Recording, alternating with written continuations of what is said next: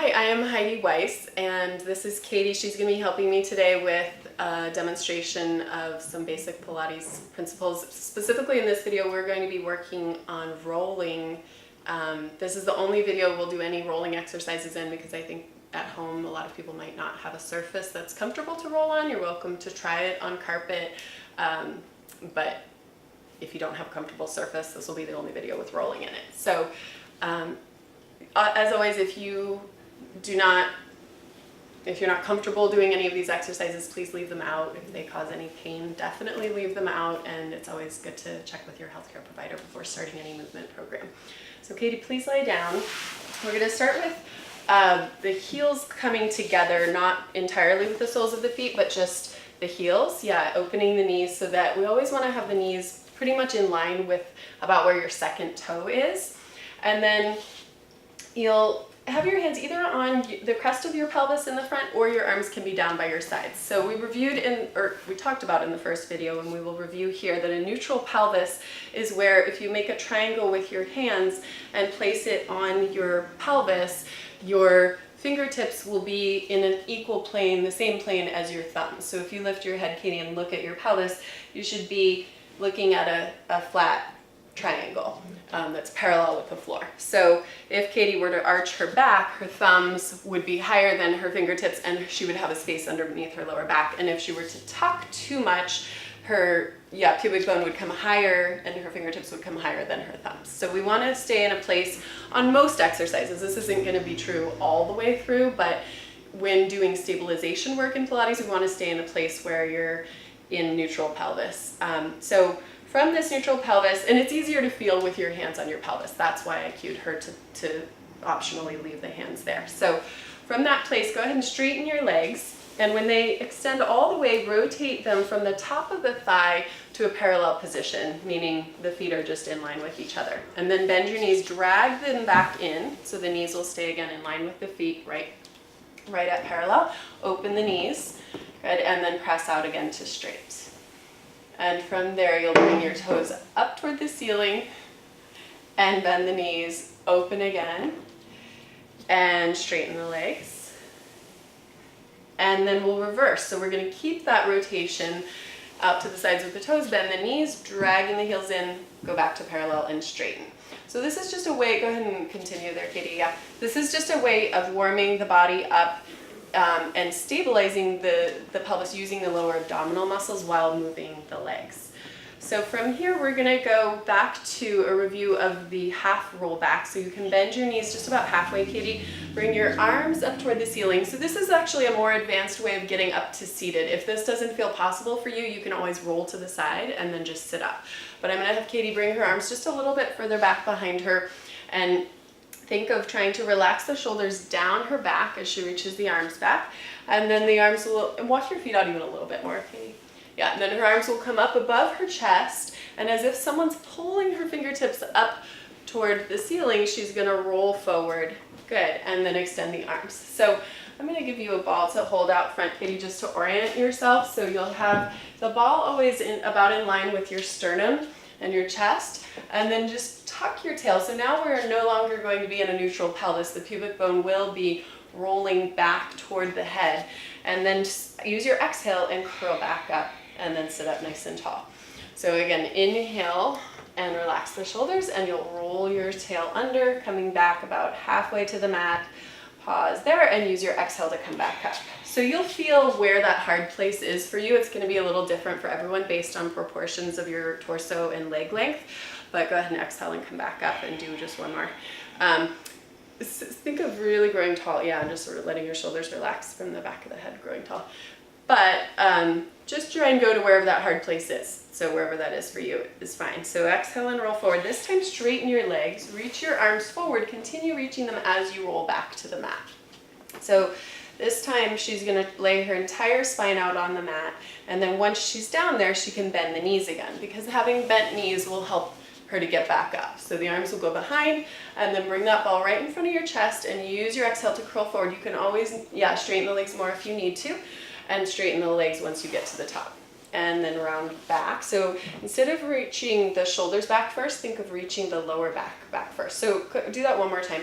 So think of keeping the ball right where it is, if you could imagine that it's against a wall that you could measure, and then just round the tail under. Good. So that creates less rounding in the thoracic spine where we all tend to want to round our backs. So bend your knees one more time, reach your arms back, and then the arms will come over your chest, and start exhaling. As you come forward, you can straighten your legs. Good, and reach forward. So this is sort of the level 2 that I mentioned that I would be talking about. So if you want to go on to level 3 and go all the way down with straight legs, you can. It's going to be a little bit harder to articulate the spine in both directions, coming up and going down with the legs all the way straight, but go ahead and come back behind your head, Katie, and do this one with straight legs. Okay. So you want to still think of bringing the lower back toward the mat and really articulating through that lumbar spine and rounding there. Yeah, good. Flex your feet. Take one more inhale, reaching your arms forward, shoulders back, let your head come down. And then, good, slowly roll back down from the abdominal muscles. That's what's leading the way as she comes all the way down to the mat, which is quite a lot of work. So I'll take the ball and you can bend both of your knees and just place your feet back flat on the mat. And from here, we're gonna just take the one leg and straighten it out from the knees. So your leg will be lifted, yeah, as if you are holding something important between your knees. And I want you to think of hugging that center line as strongly as you can with your inner thigh muscles, but as if there's a wrapping action happening here, because in Pilates we work a lot of external rotation, meaning rotating out from center, because those external rotators are what help to stabilize the pelvis, and that's really important for safety and injury prevention. So from here, we're going to just keep that feeling of hugging the center line and external rotation, and then let your leg lower. You could go all the way down to the mat and tap it if you want, and then you'll go back up and you can go higher than where you started, all the way to vertical. And again, inhale, lower your leg, and then you'll exhale, lift it up. Good. One more time like this in parallel, so that means her toes are pointing up toward the ceiling.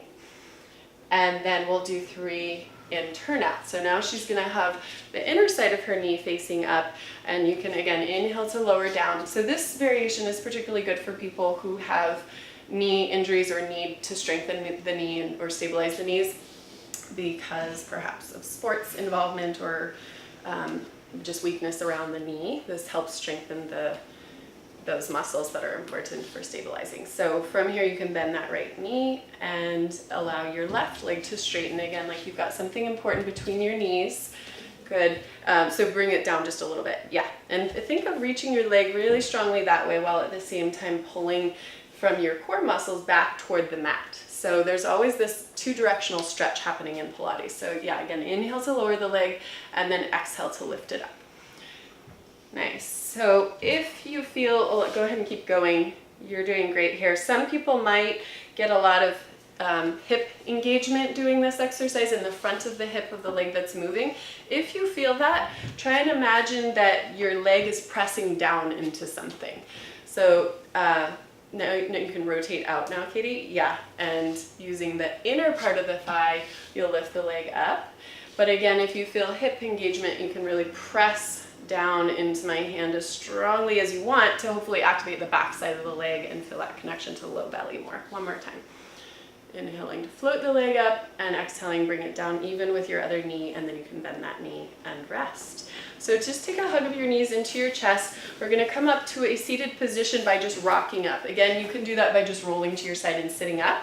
Yeah, but we're going to just continue this motion doing a little rolling like a ball here. So take your knees even closer to you and then bring your hands to the outsides of the shins. So Katie started doing this in the way that I would recommend if you've never done the rolling before, that you start with hands behind the thighs, but once you're comfortable, you can take your hands to the outsides of the shins, yeah, and then pick your feet up. And this is more challenging because you have to hold your knees into you as you rock back. So she's trying to do that as much as possible and stay round, rolling back on the inhale and then coming up on the exhale. One more time. Yeah, and at the top, you can see it's really challenging for her to not straighten up. So try to keep rounded in the lower back. And then you can set your feet down and we'll roll back to the mat, just reaching the arms out front and slowly taking a slow roll back all the way back down into the mat. and you can hug your knees into your chest. So another option for getting up to a seated position is to just roll to the side and then press up onto your hands and then sit forward. Or you can rock yourself up to sitting with the hands behind the thighs. And from there, we'll go right into the next exercise, rocking up. Keep your heels as close to you as possible. And let's do it first with the hands behind the thighs, Katie, like you just were. So your elbows will be wide. Pick your feet up and see if you can just balance with as round back as possible. So we say in Pilates that we want the back to be rounded like a letter C, a capital letter C. So think of lifting your abdominals back towards your spine to create that. And then from there, you'll roll back just to about the tips of the shoulder blades. You definitely don't want to roll onto your neck on this exercise, but taking an inhale to go back and an exhale to go up. And then if you want more challenge, you can bring the hands to the shins, hug the knees deeper, even bring your head down toward your knees, and then again, roll back and up. So this is called rolling like a ball. One of the things you want to watch for is not allowing any tension to creep into your shoulders. So that's why we cue the elbows to be wide to the sides. And then you can try for more challenge, even hovering your hands off of your shins if you want, which is a lot harder to get up. Or my favorite, putting the elbows on the knees, which is a lot harder to get up doing. You can try it if you want. And then from there, good job.